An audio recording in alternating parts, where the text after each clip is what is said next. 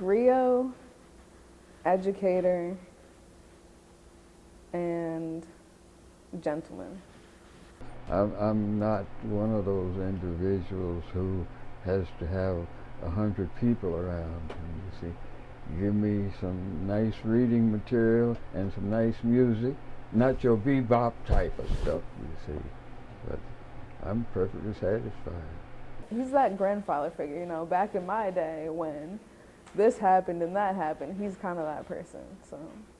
When it came to taking pictures, I wasn't going to stand up and take a dozen shots of one person or something. I made one shot do, so they gave me the nickname of One Shot. Every once in a while, when I'm photographing a group of former Hampton students, somebody in that crowd remembers the days when I had to do all that and will holler, One Shot. See, I saved for one whole year the grand sum of $35 and went to the pawn shop and bought my first camera. See, when I finished Armstrong Tech in D.C., I came on down here, and that's when I really got into photography. But I've never been taught. There's a lot of things that are special about Mr. B. First off, he's been here for so long, and he knows a lot about this campus, including he's seen buildings made, buildings fall. He's seen famous people come and go from here, so he knows a lot about this place. Back in those days, we had individuals that came in here who were top-notch. Marian Anderson,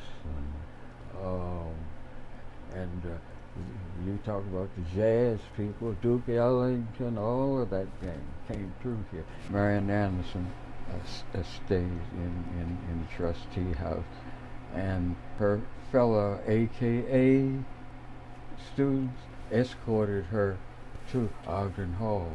Because there's heavy hitters that have been to Hampton, you know, just writers, entertainers, and that's just amazing to me, just seeing the photos of the different black faces who have been here, the different people who have inspired the students on this campus to want to learn and do better.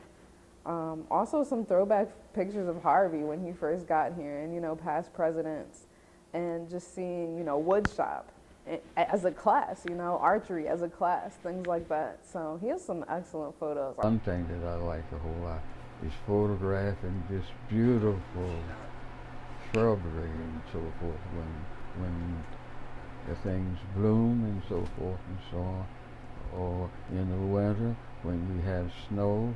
He's definitely important to Hampton because he is a walking archive. Based on his photographs as well, you can see just the time lapse and the differences that have happened on campus as well as in the Hampton Roads area. He remembers what the school traditions and the makeup of the student body and faculty used to be like. When there were dances on the campus, there were chaperones all around to make sure that the fellows and the young ladies didn't get too close to one another and so forth and so on. Just waking up and having that passion every day to go to work is wonderful. There's so much history behind this place. One thing I'd like for you to remember, get as much of the history as you can.